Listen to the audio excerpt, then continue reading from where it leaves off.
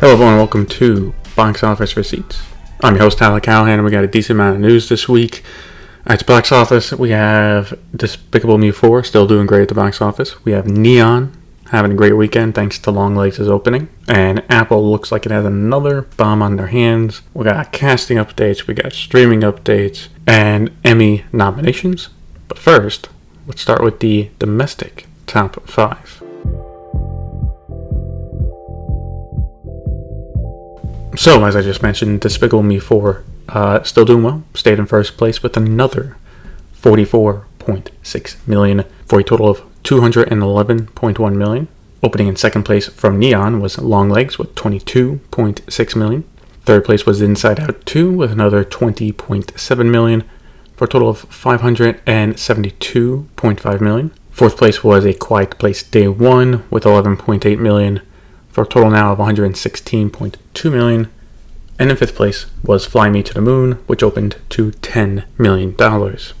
So this was a very interesting weekend at the box office. We could talk about Despicable Me 4 and Inside Out 2 continuing to rake in the cash, but we have a surprise hit to talk about with Longlegs. The horror movie starring Nicolas Cage and Micah Monroe now has the biggest opening weekend for Neon, but if it holds on during its run, could take over Parasite as their number one movie. As for how this happened, well, besides the great reviews from critics, Neon ran an exceptional marketing campaign with one of the key points being not to show Cage at all. I'm glad this turned out to be a big hit for Neon, as it's good to have more competition. Now, that was the feel-good box office news of the week. On the other hand, Apple did not have a good time with Fly Me to the Moon doing poorly. While Sony is the distributor here, and you could make a case, well, there wasn't enough marketing, or the marketing was done poor, maybe. You could kind of make the case for that, but the facts are the facts, the numbers are the numbers. The reported budget was $100 million, and the opening was $10 million. That is absolutely terrible. Personally, having only seen the trailer, I think the issue is that a rom-com set in the 1960s is a bit of a hard sell, and the star power of Scarlett Johansson and Channing Tatum couldn't overcome it. As for Apple, they might start to rethink their theatrical plans as they are now starting to get diminishing returns at the box office. In China, the new comedy drama Successor came in first place with $50.4 million, and this is just in previews. Its official opening isn't until next weekend, and is pretty massive for preview showings. Already this looks like it'll be one of the big hits of the summer over there. Dropping to second place was A Place Called Silence with another $31.3 million for a total of $118.9 million. Despicable Me 4 opened in third place with $17.4 million. Compared to Despicable Me 3, this is a pretty big drop between openings, as that film opened to $64 million back in 2017. A Legend opened in fourth place with $2.7 million, and with previews is now at $9.6 million. And in fifth place was Inside Out 2 with $2.2 million for a total of $42.2 million. Taking a look at international numbers, Despicable Me 4 earned $88 million for a worldwide total of $437.8 million. Fly Me to the Moon earned $9 million for a worldwide opening weekend of $19 million. Again, that is not a good opening at all for that movie. Inside Out 2 made another $50.2 million for a worldwide total of $1.35 billion, and has now passed The Incredibles 2 to become the highest grossing Pixar movie ever. For reference, The Incredibles 2 earned $1.24 billion when it came out back in 2018. A Quiet Place Day 1 made $10.4 million for a worldwide total now of $220.7 million, and Bad Boys Ride or Die is now at $378 million worldwide. We start off the news in Hollywood with Sundance, as they have narrowed down 6 finalists for what they will call their new home for the festival starting in 2027. One of them is staying in the state of Utah with a combo of Salt Lake City and Park City, so there is a chance it doesn't move at all, really. But if it does, the other contenders include Cincinnati, Atlanta, Louisville, Boulder, and Santa Fe. Studio Canal are opening an office in New York City with a focus on working with American distribution partners. The office will be overseen by Anna Sherrill, who is also being promoted to Chief Commercial Officer. This isn't the first office the company has in the States, as they also have one in Los Angeles. IMAX is expanding in Saudi Arabia as they have made a deal with movie cinemas to open 4 new IMAX screens with laser. 3 of them are expected to open by the end of the year, and they currently have 10 IMAX locations in the country.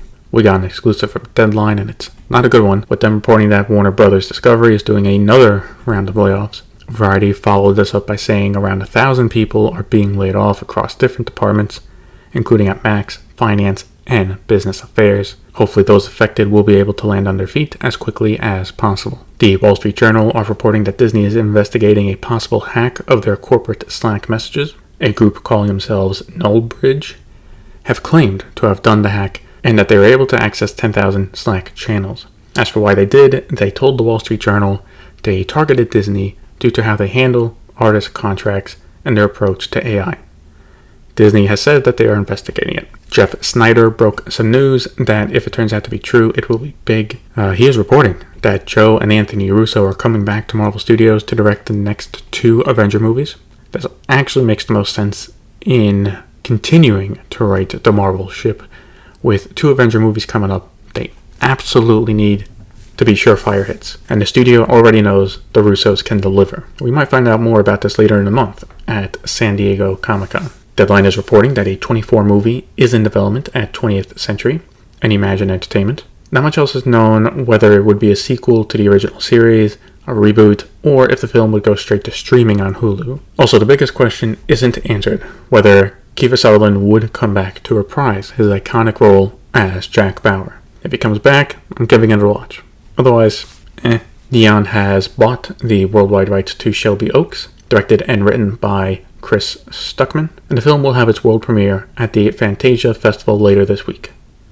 Stuckman is a YouTube creator that focuses on films, and this is his debut film, so good for him. Lionsgate and Roadside Attractions have bought the North American rights to The Surfer, starring Nicolas Cage. They plan to give it a theatrical release sometime in 2025. Lionsgate also bought the rights to Power Ballad for a few territories, including the US, Canada, the UK, and Ireland.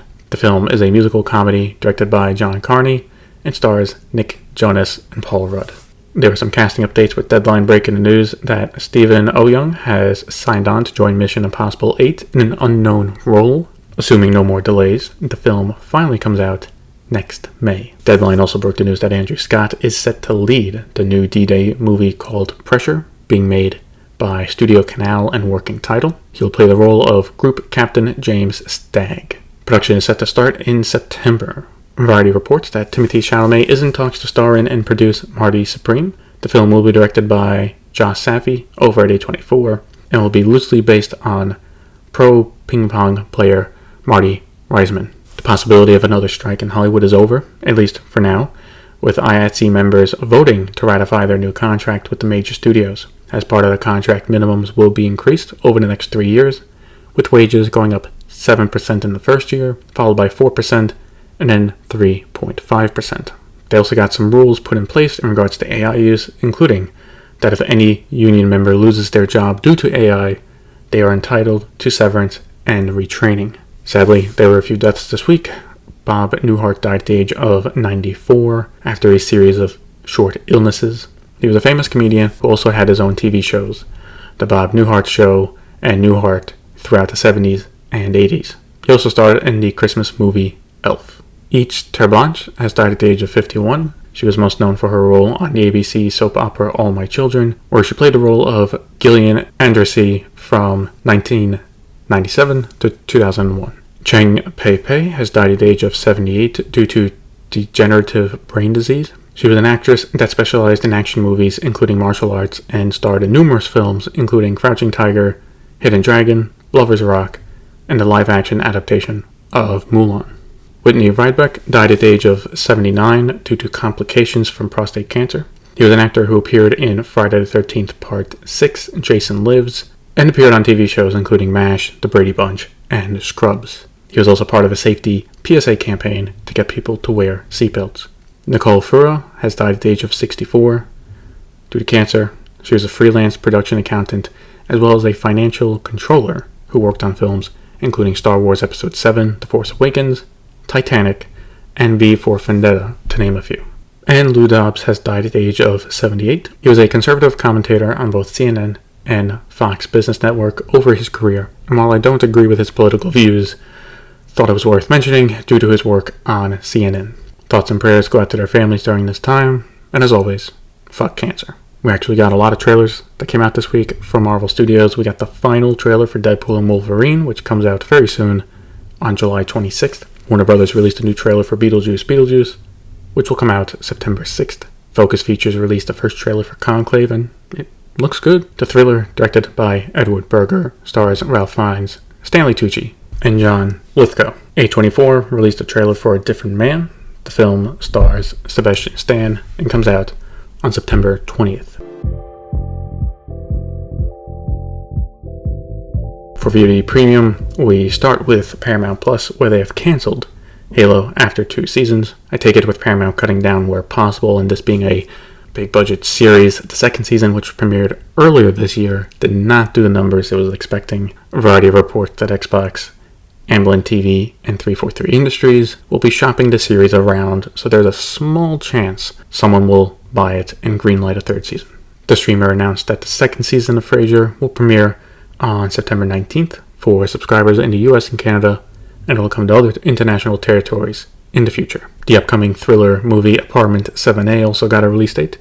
It will now come out in the US on September 27th. Jodie Turner-Smith has signed on to join the agency. This is the spy series starring Michael Fassbender and Jeffrey Wright. And the NCIS spin-off Tony and Ziva has begun production, with filming starting in Budapest.